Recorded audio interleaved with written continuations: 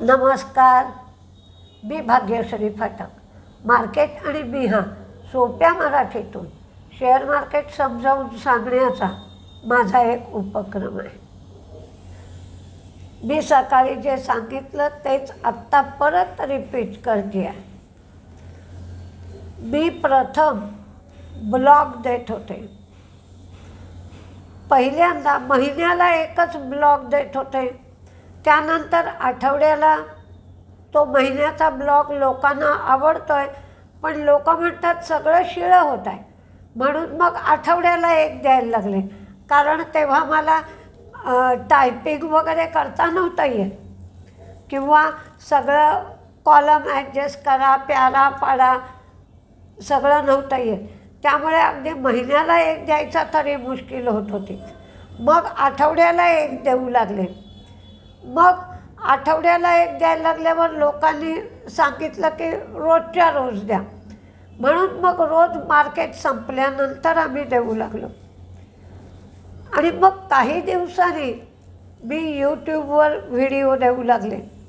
पण ते व्हिडिओ संध्याकाळी मार्केट संपल्यावर मार्केटमध्ये काय घडलं याचे देत होते. मग लोक म्हणायला लागले की याचा आम्हाला मार्केट करायला उपयोग नाही होत आहे, तर तुम्ही सकाळी द्या. मला सकाळी द्यायला जमत आहे की नाही, काय होत आहे याची खात्री नव्हती. किती वेळ लागेल, कसं जमेल. आणि मग शेवटी ठीक आहे म्हटलं, आपण आणखीन लवकर उठूया आणि सकाळचे व्हिडिओ द्यायला लागू. पण त्यावेळेला असं झालं की जे चालू आहे ते बंद करायचं आणि दुसरं नवीन चालू करायचं. याच्याऐवजी जे चालू होतं, ब्लॉग चालू होता, संध्याकाळचा व्हिडिओ चालू होता, ते तसंच चालू ठेवून सकाळचे व्हिडिओ ॲड केले. त्यामुळे झालं असं की खूप सुरू झालं एका वेळेला, आणि मग नवीन काही द्यायला वेळ मिळेनासा झाला. तर आता मी नवीन काही द्यायचं ठरवलं तरी देणार कधी? आणि या आठवड्यात देऊन पाहिलं की सिल्व्हर ETF द्या किंवा कॅनरा HSBC IPO द्या, पण त्यालासुद्धा तेवढा अभ्यास करून, आपल्या नोट्स बरोबर आहेत की नाही हे पाहून, तो वेळेवर व्हिडिओ गेला पाहिजे, तर त्याला वेळ पुरत नाही आहे. त्यामुळे मी आता ठरवलं आहे की संध्याकाळचे व्हिडिओ द्यायचे नाहीत. ज्याला कोणाला ती माहिती हवी असेल ते ब्लॉगमध्ये पाहूच शकतात. म्हणजे जो मी ब्लॉगही देते आणि व्हिडिओही करते, त्याच्याऐवजी व्हिडिओ बंद करून, कारण ज्यांना ऐकू येत नाही ते लोक ब्लॉग वाचू शकतात. त्यामुळे ब्लॉग बंद करून होणार नाही, त्या लोकांची गैरसोय होईल, म्हणून ब्लॉग चालू ठेवला आहे. ज्याला कोणाला माहिती हवी असेल ते माझ्या गुगलला मार्केट आणि मी असं टाकून माझ्या ब्लॉगवर जाऊ शकतात. फक्त संध्याकाळी व्हिडिओमध्ये जी काही माहिती देत होते ती दुसऱ्या दिवशी सकाळच्या व्हिडिओमध्ये ॲड केली जाईल. म्हणजे महत्त्वाची बातमी आहे, त्याचा मार्केटवर परिणाम होणार आहे, तर सकाळच्या व्हिडिओत ते सगळं ॲड करून तुम्हाला सांगितलं जाईल. त्यामुळे आता यानंतर संध्याकाळचे व्हिडिओ मला देता येणार नाहीत, हे लक्षात घ्या. त्याहून अगदीच काय बाबा बजेटचा व्हिडिओ आहे, काय आहे, वैशिष्ट्यपूर्ण असेल तर तो मी वेळात वेळ काढून देईन. पण तुमचं कुठलंही नुकसान होणार नाही. उलट जास्तीत जास्त नवीन वेगवेगळी माहिती कशी देता येईल हे मला पाहता येईल. आज त्याच माहितीमध्ये त्यांनी काय सांगितलं की होल्डिंग कंपन्या ज्या आहेत पुष्कळ आहेत. तुम्ही गुगलला टाकलं होल्डिंग कंपनी लिस्टेड असं टाका, म्हणजे होल्डिंग कंपन्यांची नावं मिळतील. त्या होल्डिंग कंपन्यांची बुक व्हॅल्यू आणि मार्केट व्हॅल्यू यामध्ये खूप तफावत आहे. त्यामुळे या होल्डिंग कंपन्यांचं एक option session, call option session 29 तारखेला सेबी घेणार आहे. हे असं 2024मध्ये पण घेतलेलं होतं, तसंच यावर्षी पण घेतलं जाणार आहे. आणि प्राईस डिस्कव्हरी त्या सेशनमधून होईल असं सेबीला वाटतं आहे. प्राईस डिस्कव्हरीसाठीच ते सेशन घेतलं जाणार आहे. तर त्याच्यामध्ये सकाळी मी 2-3 सांगितले होतेच, तर त्याच्याचमध्ये कल्याणी इन्व्हेस्टमेंट पण आहे, वर्धमान होल्डिंग आहे, वेल्सपन इन्व्हेस्टमेंट आहे, TVS होल्डिंग आहे आणि महाराष्ट्र स्कूटरसुद्धा आहे. जवळजवळ 20 ते 25 अशा होल्डिंग कंपन्या आहेत. त्याची तुम्ही लिस्ट बनवा. त्या कंपन्या 29 तारखेपर्यंत वाढू शकतील. नाटको फार्माला सुप्रीम कोर्टाने औषध लॉन्च करायला परवानगी दिली आहे. रॉश कंपनीचा ROCHE रॉश कंपनीचा अर्ज कोर्टाने फेटाळला आहे. त्यामुळे रिस्डायपाम हे ते औषध आहे, हे औषध आता नाटको फार्मा लॉन्च करू शकेल. कोका कोला त्यांच्या बॉटलिंग प्लांटचा IPO आणण्याचा विचार करीत आहे. हा IPO $100 कोटींचा असेल. महिंद्रा अँड महिंद्रानी एम्ब्रेस बरोबर C390 मिलेनियम भारतात लॉन्च करण्यासाठी करार केला आहे. आज पुष्कळ रिझल्ट लागले. मार्केट संपल्यावर तर दर 5 मिनिटाला एक रिझल्ट येत होता. जास्तीत जास्त रिझल्ट मी कव्हर करण्याचा प्रयत्न केला आहे. ब्लॉगमध्ये पण ते रिझल्ट दिलेले आहेत. दालमिया भारतचं प्रॉफिट वाढलं, रेव्हेन्यू वाढलं, मार्जिन वाढलं. त्याने 4 रुपये डिव्हिडंड दिला. TTK हेल्थकेअर यांचं पण प्रॉफिट वाढलं, रेव्हेन्यू वाढलं, मार्जिन कमी झालं. स्टर्लिंग विल्सन ही फायद्यातून तोट्यात गेली, त्यांचं रेव्हेन्यू वाढलं, मार्जिन कमी झालं.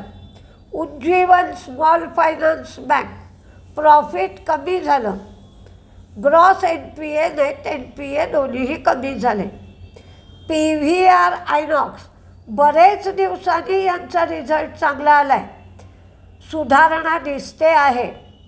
तोट्यातून फायद्यात आली, त्यांचा रेव्हेन्यू वाढला, मार्जिनही वाढलं. PSP प्रोजेक्ट्स प्रॉफिट वाढलं, रेव्हेन्यू वाढलं. अतुल लिमिटेडचा रिझल्ट छान आला, पण शेअर हा खूप व्होलटाईल होता.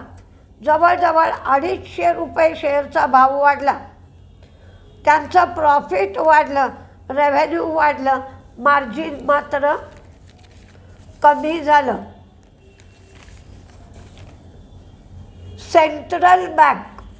सेंट्रल बँकेचं प्रॉफिट वाढलं. ग्रॉस NPA नेट NPA दोन्हीही कमी झाले. प्रोव्हिजनिंग त्यांनी कमी केलं आणि नेट इंटरेस्ट इन्कम मात्र कमी झाला आहे. हिंदुस्तान झिंकचं प्रॉफिट वाढलं, रेव्हेन्यू पण वाढलं, पण ते रिफाईंड मेटलचं प्रोडक्शन किंवा सेलेबल सिल्वर याचा गायडन्स त्यांनी कमी केला आहे आणि रिफाईंड मेटल प्रोडक्शनसुद्धा ते कमी करणार आहेत. युको बँकेचं प्रॉफिट वाढलं, नेट इंटरेस्ट इन्कम वाढलं. व्हर्लपूल इंडिया हा शेअर आज 10% तेजीत होता, कारण त्यांनी पेरेंट कंपनीबरोबर 5 करार केले. हे 30 वर्षांसाठी करार केले आहेत. ब्रँड लायसन्स ॲग्रीमेंट केलं, technology licence agreement, service agreement, intellectual property assignment आणि त्याचबरोबर रॉयल्टी आणि चार्जेस या बाबतीतही ॲग्रीमेंट केलं.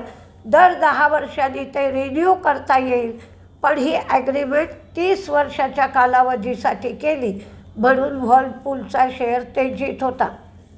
JSW स्टील प्रॉफिट वाढलं, रेव्हेन्यू वाढलं, मार्जिन 15.80%. सिॲटचं पण प्रॉफिट वाढलं, रेव्हेन्यू वाढलं, मार्जिनही 11%वरून 13.4%.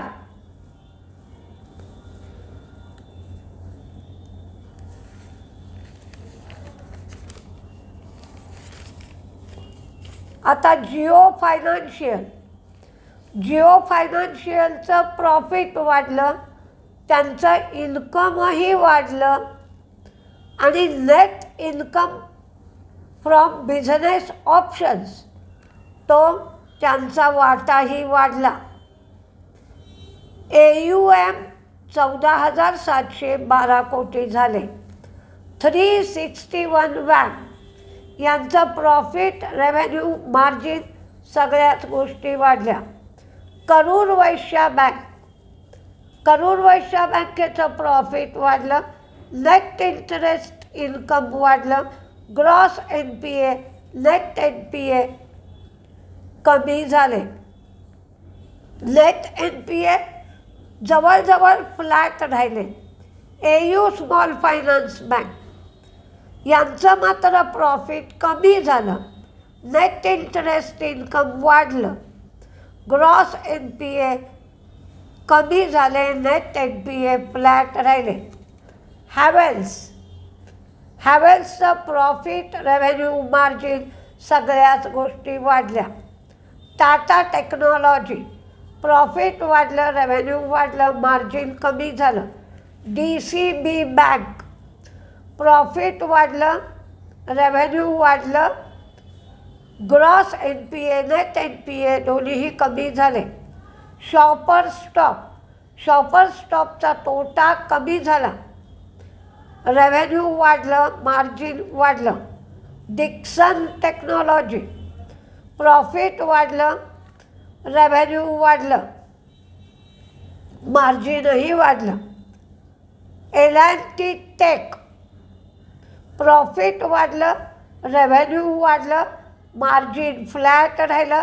L&T टेकनी 18 रुपये डिव्हिडंड दिला. बँक ऑफ इंडियाचंही प्रॉफिट वाढलं, पण नेट इंटरेस्ट इन्कम मात्र कमी झालं. ग्रॉस NPA, नेट NPA दोन्हीही कमी झाले आहेत. तर तुम्हाला काय सुचवायचं असेल ते तुम्ही सुचवू शकता.